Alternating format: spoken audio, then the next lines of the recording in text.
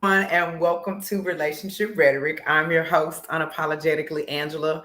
First of all, let me apologize for last week. I had an amazing young lady lined up for us to talk to, but we were having major technical difficulties. But as soon as she finishes with her amazing musical, she will be up, I guarantee, for an amazing interview about flexibility and freedom and, just walking in your feminine power.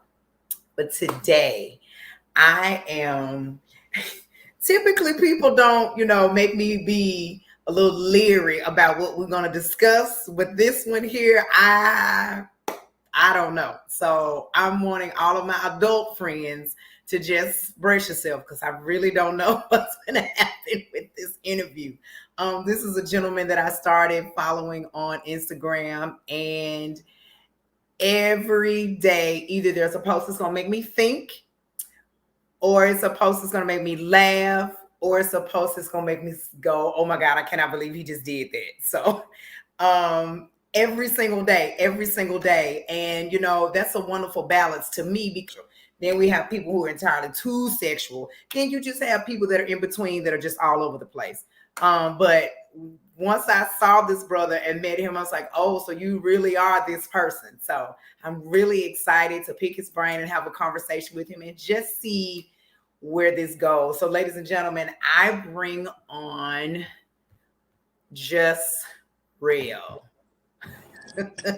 Brother. Hey, how you doing? I am well. How are you? I'm good. That music ain't too loud, is it? No, not Oh, at all. okay, cool. Not at all. All right. Viewers, I just want you to be clear that this man, I asked, did he have a dungeon? And he does. He has a dungeon. So I don't have to say anything else. You can see the concrete walls on the side. So whatever happens down there, nobody knows. Nobody. There you go. Nice. Nice. So let's just jump in. Tell us just a little about yourself. Where are you from? Okay. I was born and raised in Milwaukee, Wisconsin. A few Wow. hours away from Chicago. Um, I grew up. Strangely enough, I grew up in a church. I grew up taught Sunday school. Used to bring Sunday messages, all kind of stuff like that. And then eventually I kind of shed that and furthered my knowledge and experiences and try to become more of a well-rounded person. And as you do that, sometimes you end up outgrowing your circle, and you get depressed and things like that because that those are ends of relationships. Mm-hmm. And in that state of mending myself, I discovered myself and wrote my story in a book, hoping that it helps somebody else. So, if you can, do you remember, was there a pivot point? Did something happen in particular that made you say, it's got to be more than this church thing? Uh, okay. I've always been kind of. I'm not a do as I say kind of person. You have to show me the value in it.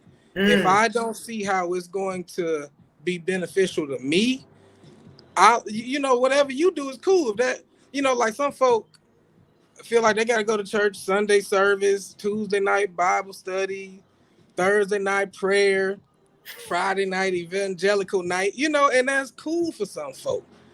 For me, I was okay with doing my own thing, and eventually it caused rifts in the church, and that was never my goal because I respect everybody. Everybody walk is different, but as people noticed that I wasn't doing things, they'd come ask me questions, and shit, if you ask me something, I'm gonna tell you why I move the way I move. And when I explain why I move the way I move, it seemed to make sense to other people, and they say, "Oh, that's right." Like honestly, I damn near became a Bible scholar because I wanted to, seek and serve the Lord, but at the same time, I wanted to make sure that I could still do me. Like I used to mm, have questions like that they didn't want to answer for me in Sunday school. Like, hey, what's up with masturbation? Like, Jesus know we with ourselves 24/7, and he never thought to address this shit and let us know yay or nay. So I'm sorry. So so That's a I legitimate pretty much question. became a Bible scholar, making sure I could safely tend to myself without a thunderbolt hitting me on the top of the head or something. So as I started researching, I seen that things that the black church tell us is in the Bible ain't really in the Bible. Out of Mm. all the scriptures, there is nothing about like remotely similar. There's two instances that somebody can say maybe it was masturbation. That's in I think it's in Exodus, or when they in the wilderness and they tell them if they got the urge to go out in the wilderness and do it into a hole and make sure you cover it up. So Mm. some people say that that's what that was, and then other people say no, that's taking a shit. You cover up shit. But then the other thing is with Onan. He's a guy who died. God killed him for pulling out of his wife. So them the only two instances in the Bible that can refer to that shit. But otherwise, I was like, man, this ain't in the Bible. Why they keep preaching this? So as I start studying the Bible, I accidentally studied myself out of the Bible, because I didn't just use the Bible. I had concordances. I had, I had ancient Semitic archaeology books. I'm a nerd, so I like to get an understanding on shit. And as I tried to get an understanding on it, I kind of got revealed to what I consider the truth. And it's like, okay, that's cool for people. If Christianity helps them be the best that they can be, then by all means do it. Just have a full understanding of what you profess to follow, and go so hard being the best that you can be that you don't get time to analyze and judge how other people walk their life. Mm. So, if it serves them, it serves them. But it no longer served me where I wanted to get to. So, I started studying philosophy. I came across Manly P. Hall, came Mm-hmm. across, Carl Jung with shadow Mm-hmm. work and Yeah. things like that. And, and as I started to just apply some of those principles to my life and seeing the increase or the improvement, it let me know that this got some kind of merit. And it came to a point where it's like, damn, man, this shit seemed like it's kind of getting sacrilegious, or Mm. so I had to even decide, like, did I want to move forward with my knowledge? Because at a time it was like, hey, this might not be going the And way so. you But can handle it. Yeah. ultimately, I had to pray about it, and I chose to follow the path that knowledge take me on. And it helped me understand that there's the God of the Bible that man tells you exists, and then there's that all powerful, all ever present, eternal, all loving, creative intelligence that holds all this shit together. And that's what I chose to rock with. Yeah. That can't be confined into a book. And then when you read other books outside of the book, it make you get to looking at shit a little different. Like, there's a Sumerian legend that has a garden in it as well, Garden of Eden. And in that legend, Enlil wants man to be a slave. He didn't want them to be an equal. He just wanted them to serve him and do the dirt work and shit like that. And he actually got it all. It damn near came down to a war for the freedom of humans type shit. Wow. It even got the Tower of Babel in it, where they be like, hey, these motherfuckers did an uprising. We don't like this shit. We gonna make it to where they only live 125 years. As a matter of fact, we gonna stop them from being able to communicate with each other and disperse their asses around the world. Wow. So when you read it from that other perspective and then try to read the Bible, you be like, wait, he wanted them naked and working in his garden? That's some Nino Brown type shit. What, they bagging up crack or something? They bagging up crack? Shit, he want them naked and working. And naked, working, and ignorant. Now, when you say it like that, You know what I'm saying? Naked, working, and ignorant. And ignorant, not even Ooh, ignorant. They ignorant down there, ooh, naked as ooh. hell. You know, he was mad as hell when they said, "Hey, we hid because we was naked." And he like, "Who told y'all was naked? Fucking up my shit." I want to come down here, get a banana, and see some titties when I come down to this mother. Oh, You know, I'm not speaking for God. I don't want people to think that, they about ready to pelt me with some stones, and I don't need yes, that. you know they I'm, are. You know they ready. You know. I'm just, I just want Oh my people to, God. stop going off of what motherfuckers tell you is the truth, and search it for yourself. I ain't trying to sway anybody. I'm just saying my walk. Mm-hmm. Because as you dig deeper, you see that even the names for God, El, Yahweh, Elohim, all that stuff. There was a Canaanite guy with the name El. They got figurines of him. He little black dude with a fez, all kind of stuff. As you dig deeper, and I don't want to sway nobody else, but yeah, that's how I You can't outgrew and help went it. on You can't help a it. more,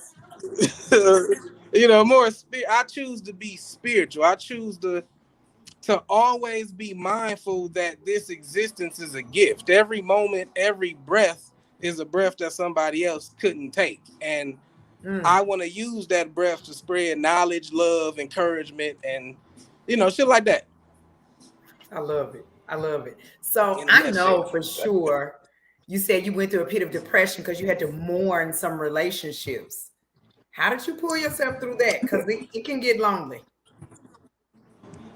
Well, I was married before. I got married at 20 because once again, I was in church. And, you doing grown folks shit. You do what grown folks do and get married. So I got married at 20, separated at 26.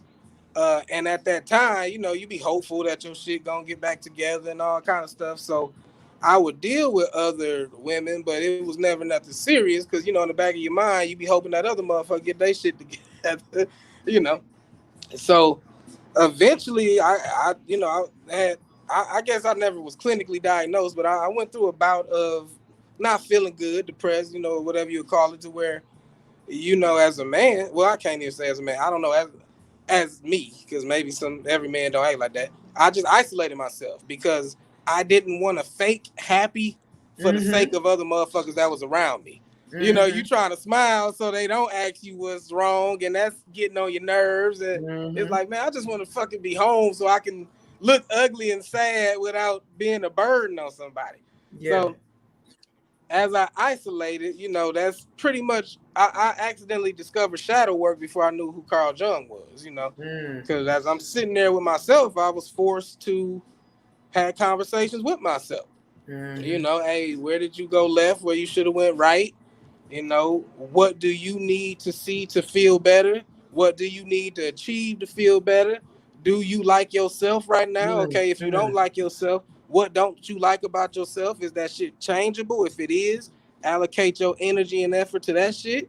If it ain't changeable, allocate your energy to accepting it and supplementing it or something like that. That's right. So as I went through that, slowly but for surely, as you learn to remove the boundaries that make you not like yourself, Mm. and you fuck around and start liking yourself, then you know what I'm saying? It's like, then anybody gonna like you, because I entertain the fuck out of me.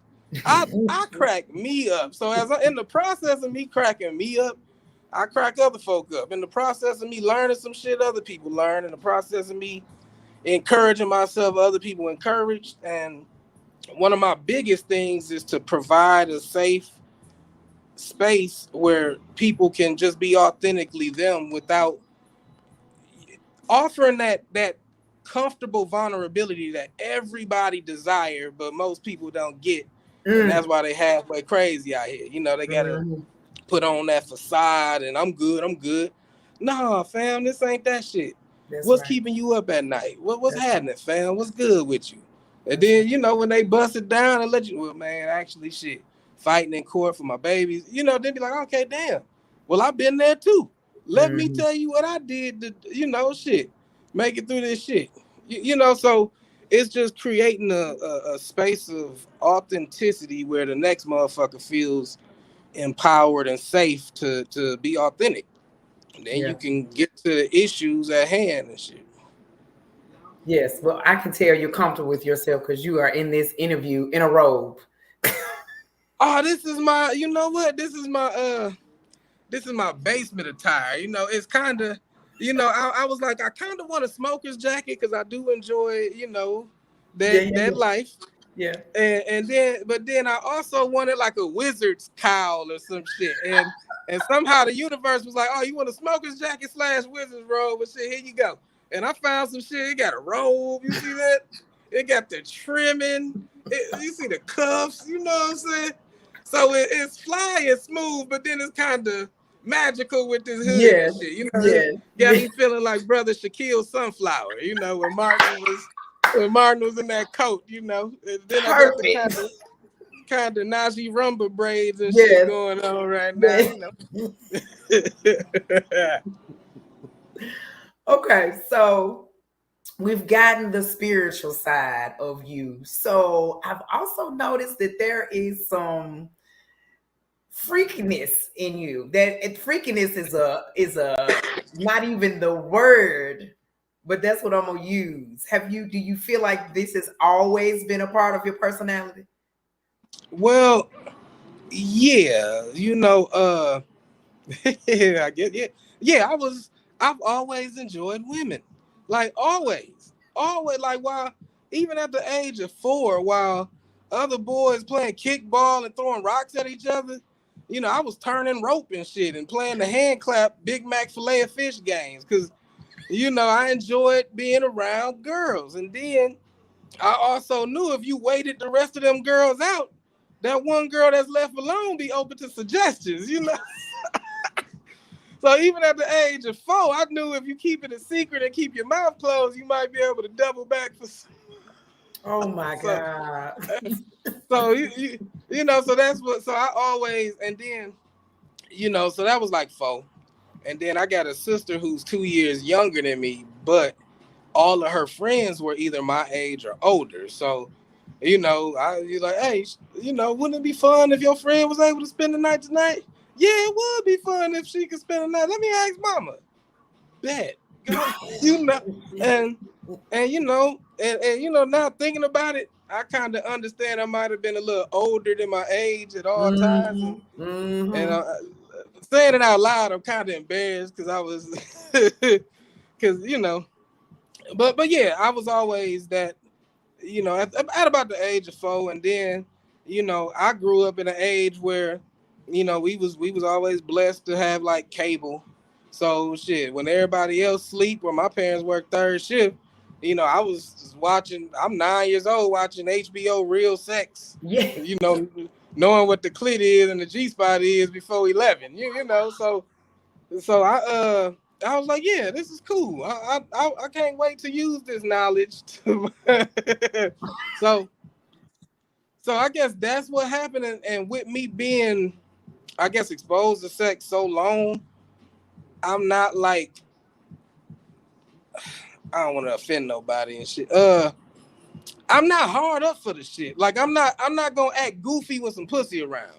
Because it's like, yeah, baby, I've had that.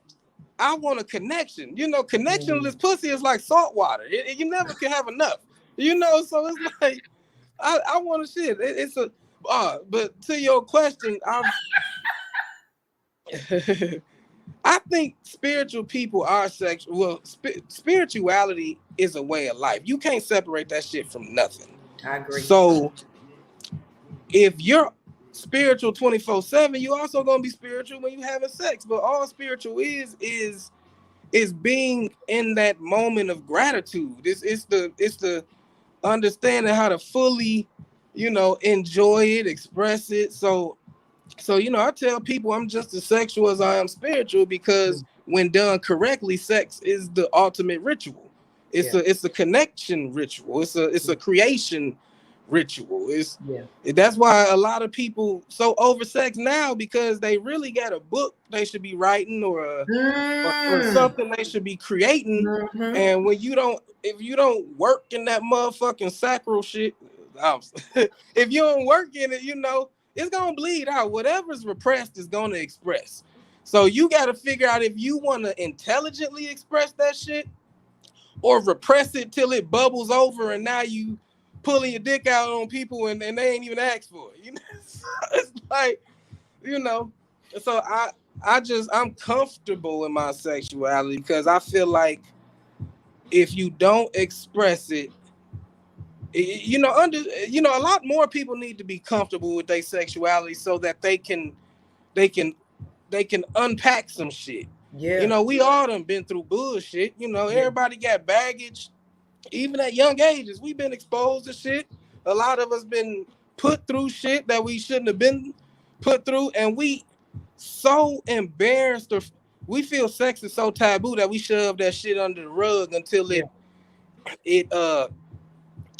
it manifests as a fucking deviancy. That the average person is so over sexualized, but they only on that first dimension of physical gyrating until the motherfucker releases.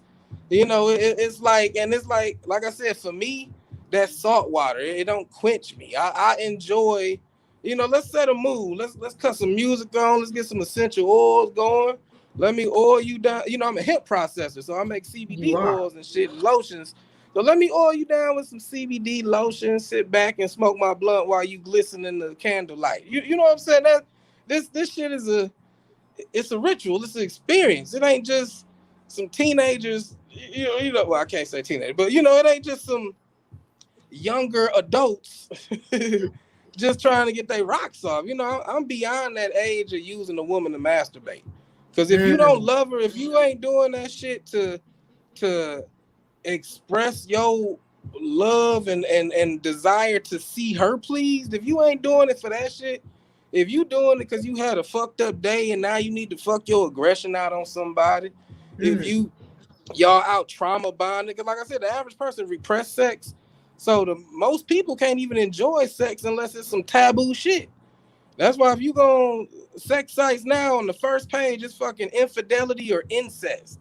I know that shit ain't real, but the fact that it's on the first page meaning that somebody wants to see that shit. And I believe it's because the average person probably looking at me like, damn, he talking nasty. And they nasty on the inside. You know what I'm saying? I talk the shit instead of be the shit on the inside. I had somebody I knew who, I have a lot of female friends. I had a female friend that, she was trying to figure out why her man was always fucking off, and then when she'll see the bitches that he was fucking off with, it's like, oh my God, these are some rat ass bitches. Like, she like, what the fuck is wrong with me that he ain't, and then, when he finally had a chance to sit down and talk, he said what I know a lot of niggas do. It's like, I'm frustrated. I just want to fuck my frustration out on a woman, and I can't fuck you the way I need to fuck it out and still respect you in the morning. There's some niggas out there like that. They fucking with scallywags just because they could pull her hair, slap her ass, spit in her mouth, and they don't want to do that to the mother of their kids and shit. Like, and she at home secretly craving that shit. Like, oh shit, we gonna get it right one day. We gonna get it. You see me, the pole is right there. Whatever needs to be expressed, go ahead, baby, express it. This is a safe place, no judgment. So some of the best ass you can get is from a woman who's comfortable enough with you to be nasty. And know that you ain't gonna judge her or throw it in her face. There's so many people out there desiring that connection, and they gotta settle with that after the club fuck.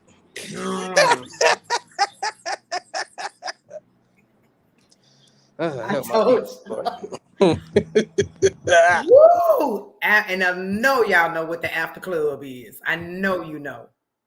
Man, I used to have to tell a friend of mine, like, hey, if you only getting hit up before 10 minutes before the let out, shit, evaluate where you are in your life. I'm not gonna say, I mean, if this is the vibe, because I don't judge anybody. Like, I can fuck with you whatever level you is, and I'm gonna try to help you be the best at that level. So it's like, yeah, if you cool with me, shit. I mean, he's scratching your itch too. So if that's all you want out this shit, enjoy that shit. Be safe, do whatever you do, and rock out. But if you desiring more, yet you're settling for this, you have to go inside. Like they say, it's your lack that attracts. So if you Mm. always bringing nothing ass people, you have to go inside of you and figure out what the fuck in me resonate with this bastard. Like, am I insecure? Do I feel like I had to ask myself that? Because I've always been a bigger guy. So I've always been extra nice, extra sweet, all that shit. And then I'm like, man, do they like me because I'm nice and treat them nice, or do they like me because they like me? And when you start being your real self, some move around, but that just makes space for motherfuckers who do like you as your real self to move in. So, it all goes back down to that learning how to love yourself. And that's why I wrote my book, because once you learn how to love yourself, that's your greatest superpower is your uniqueness. Mm. Everybody want to be loved for who they truly are, but the average motherfucker scared to show who they truly are. So you get in the situations where now these two together and they a fucking facade. She don't like cooking every day. He ain't really got a job, you know. So now it's two motherfuckers fucking with each other, and they secretly got animosity towards each other for the fucking lie they presented. It Mm. just be Mm. fuck that bitch. She wouldn't really love me if she knew blah blah blah blah blah. Fuck him. He think I'm Betty homemaker, and fuck it, I don't want to cook every day. She So let's talk about the book. yep. So first of all, I love the title. Right here. 12 I steps to love the becoming your own title. dope. Let me see if I can put it in the camera. 12 steps to 12 becoming your steps. own dope. Available on Amazon, you know, in ebook and paperback. Okay. Okay. Okay. My little plug there. So let's go through the writing process. How was that? I mean, was it a speedy process? Did you stop with each step and kind of meditate on it? Well, I had a few book ideas before, and I uh I just was always, I mean, I work at 9 to 5. When I get off work, it's family time. I'm tending to family. Only time I really got to myself, I try to wake up maybe an hour or two before my family so that I can, wake up, bake up, meditate, get my mind right, evaluate, see, put stamp my intentions on the day, might listen to some affirmations, things like that. So it was hard to find time to write, but one day I was like, fuck it. I found the app to put on my phone. It was like Microsoft or something, to where with the phone you can just hit the microphone button and speak, and it'll dictate for you. So I'm like, cool. I ain't got no excuse now. So in between my calls at work, or when I get about 30 minutes before my family wake up, I just talk some shit, just how I'm doing now, and then I email it to myself so that I could pull it up on my laptop and throw it on Word doc. Okay. And then that's when I did like my editing and shit like that. But when I finally sat down and decided to do this shit, it probably took 2-3 months. Okay. Okay. Okay. So let's go back just to give a little more in depth about the purpose in the book. What was your goal in writing it? It was documenting 12 steps that I use to get out of my, or to get through my darkest moments. And I ain't gonna say get out of, because as long as you living, shit gonna come. But if you got the tools and steps and experience, whenever shit come, you just go back to your tool bag and like, okay, step one, da da da da da. So like I said, I was depressed at the time, going through a divorce. At that time, I was teaching and preaching. So at that time, I was different. I didn't cuss. You know, I'm too intelligent to cuss. I can articulate myself without the use of profane word. You know all that shit. You know, just pious and you know. So I was a different person then. You know, but I thought I was what God wanted me to be. Ooh. You know. So like I said, that secret animosity that niggas be having to, or you know, couples be having when shit hit the fan and I'm fasting twice a week, teaching Sunday school, beefing at home because she don't like the church we going to, but I'm working in the church, so I can't just leave them ass out. You know, once so when that shit, it's like, damn, it hit me two ways because at the time I got, like I said, I got married young. I got married at 20. I got married before I knew who I was. So my value was based off of the man I was to my wife and the father I was to my kids and the church member I was, you know. So when you know you faced at a time where you left with just you forced to examine you and be like, do I like me? If I'm left with just me, is me a motherfucking enough? That's Mm. the question you gotta ask yourself. Mm. And when if you can't say yes to that shit, you got some work to do. And I had some work to do, you know. And then, like I said, you know, step one, manage your attention. Your attention influences your perception. Mm. Three people can go through the same fucking event, and your perception is based off of your personal experiences, your personal expectations, you know, and the knowledge that you have, Right. which is just limited to your knowledge. Right. So, you know, three people could see a chihuahua running down the street and have three different reactions. One can think it's a puppy because they ignorant. One recognizes for the crazy ass dog his auntie got and he gets scared. Third person recognizes that damn Yo Keto Taco Bell dog and get hungry or some shit. I don't know. But you know, it could, but you can have three. I'm showing my age and shit. But you can have three different you can have three different reactions based off of your perception. So uh, your perception is your lens on how you view life. So if you have a fucked up perception about the world, it's impossible to have a good life with a fucked up perception of the world because that your perception influences your feelings, your emotions.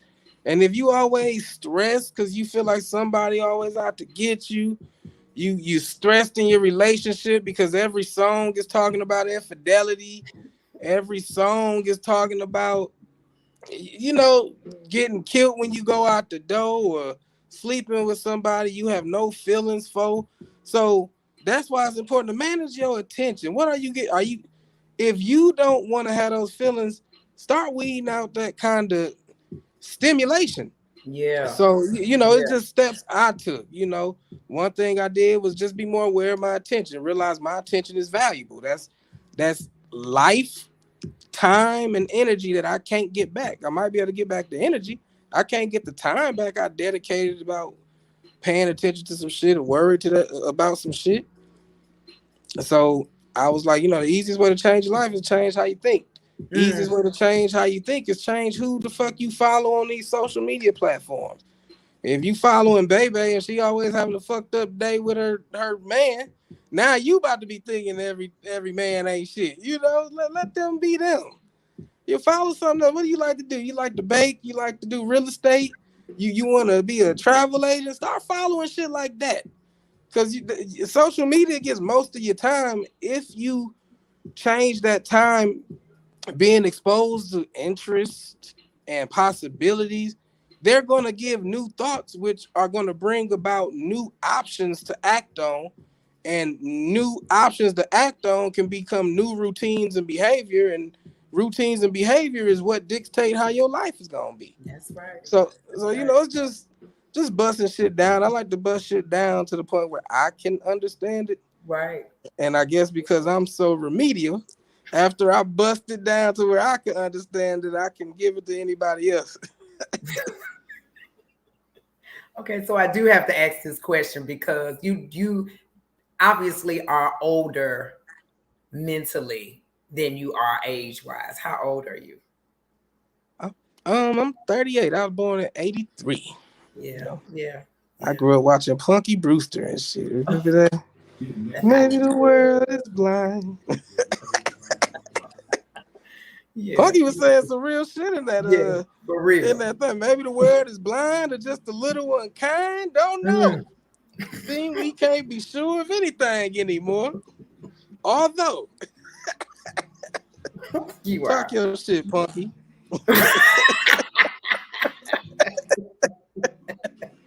Did you have any older influencers in your life? Yeah, yeah. I enjoy older people. So when I was born, I grew up in my grandfather's house. So, I had my grandfather, my mama. I had a couple aunts that was there and an uncle that was there. So that was up until about the age of 5, and then round about that time, my parents got married and we all moved in. With my pops and everything. Yeah, we used to see him all the time because he always come to my granddaddy house to visit us and stuff. But around 5, it became official that he was around every day. So uh, before that, I had my granddaddy. I got my older aunts and shit. So I grew up exposed to, like right now. This is 8 Ball MJG coming out hard Yeah, playing in the yeah, come background, on. and I'm that's from that's my this uncle Memphis. shit. Like, I grew up to my uncle. He like 6 years older than me, so he's more Mhm. of an older brother. But like even his alarm clock was a stereo that every morning at 6:30, E40 and the Click Wolf Tickets Yeah, was his alarm. That shit still slap. But so I had that. I had Anita Baker from my mama. But then moms are also fuck around listen to some Chopin or some Beethoven. I mm, had I had Prince from my pops, Boosie Collins, Stanley Clark, George Duke. yeah, yeah, Had Big Daddy Kane, Fat Boys from my uncle. Then I had good old blues from my granddaddy, and last $2 will be played at my home goings. yeah. So that's how that's gonna go. But yeah. Nice, nice. Last $2 and Pimp C Love to Ball. Those Ah, two will be played at my home going if I could write that in my will. yes. Go ahead and write Hopefully, that down. probably that's decades away from now. They ain't Decades. even gonna have to pull that shit up on the internet. They just gonna wave their hand in the air, and last two Mm, dollars gonna click on. wow. They might have a little holograph of Johnny Taylor and shit, sweating in that curl on the stage and shit. JT. So, Real, where do you see yourself in 5 years? I'm aligning with resources that will allow me in 5 years to have already got my land, got my self-sustainable homestead cracking. I'm one of those. I want my own land. I want to be self-sufficient and away from everybody just in case I ever have to, be away from everybody. Mm-hmm. I want to be able I want food forest in my backyard where my babies can go out back, pick them some pomegranates and some grapes or something. You know, I garden. I'm a hemp processor, so I really want a homestead with some lambs, rabbits, chickens, and shit. Yeah, yeah, yeah. I love it. So that's 5 years from now. I'm gonna be a millionaire, or Yeah. well, shit. I don't know what I'm gonna be wealthy because the way this money is getting printed out, $1 million might be a bag of chips soon. So You I don't know. I'm gonna be I'm gonna you're be gonna be wealthy you're gonna be wealthy. and away from the politics of will I have a job tomorrow if I don't want to comply with they Mm. fear and shit. Mm-hmm. Mm-hmm. So that's my goal to be have these books cracking, get these e-courses cracking, get this digital products cracking to where I Okay. just wake up every day check how much I made in my sleep, and then go downstairs, tend to my garden, meditate to the sunrise, meditate to the sunset, Yeah. and Yeah. enjoy nature and plant medicine. Yes. I love it. I love it. So tell us once again where we can get your book from. It is on Amazon. 12 Steps to Becoming Your Own Dope. Four things I did to get my mind right, four things I did to get my body right. Like I said, I've always been a husky dude, but I went from 352 down to 225, loosely following some Dr. Sabi shit and intermittent fasting, and then four things I did for my spirituality, because, when you're going against the grain that your whole family is tapped into, you have to have a certain kind of strength to be willing to walk that shit alone. Yeah. When Yeah. people thinking you a wizard or a warlock or things like that because you enjoy essential oils and meditation. I just put some things, some dialogue and conversations I had, because like I put in my book, I had an e-store and I was selling hookahs, sex toys, and crystals. And my family was cool with the hookahs, so evidently they cool with smoking. They was cool with the sex toys, so they cool with dildos and shit. But the fact that I was selling crystals, they like, oh no, that's idolatry. So Mm-hmm. it takes a certain kind of strength to be able to say I am assured with who the fuck I am and who I'm becoming, and I'm okay with becoming that person, even if it means becoming that person in a completely different circle. Wow. So it's on Amazon. 12 Steps to Becoming Your Own Dope. You can follow me on Instagram. My business page is Higher Frequency, HIGHERFREAKUENCY. I spell it like that because, like I said, we're just as sexual as we are spiritual. And when done correctly, sex is the most sacred ritual because it's a creation ritual. If you can't quench your sexual appetite, ask yourself, what the fuck should I be creating right now Mm, that is mm, trying to mm, manifest in sex? And mm, mm, shit, and understand every time you have sex, you creating something, either a life, a bond, or a motherfucking problem. mm, mm. Woo! And the church said, Amen. Amen. Amen. Amen. you Real. know, Oh my God. I feel like I know you now. I can see your post in a whole new light. well, that's fly. I'm glad that you resonate with me. Yeah, yeah, yeah, yeah, yeah. I really do appreciate you taking time out to chat with me. You are really good people. I love your I appreciate it. transparency. And Hey, I'm it's a going to order the pleasure. book. I'm going to order the Hey, book. I'm looking forward to your feedback. Yeah. Let me know if you want some CBD products to make it a full experience. I got the cigars, I got the foot soak, a bath When soak. you do You can chill in the CBD, bath, smoking your cigar, reading my book. wait a minute, You can CBD cigars? yeah, I make CBD. Yeah, my goal is to get people off of tobacco. So I make hemp cigars with either hemp leaves or palm leaves. But a lot of people have been enjoying it with my book because I sell products, but people could get products anywhere. But when you sell an experience, When you they come selling back to you for the experience. experience.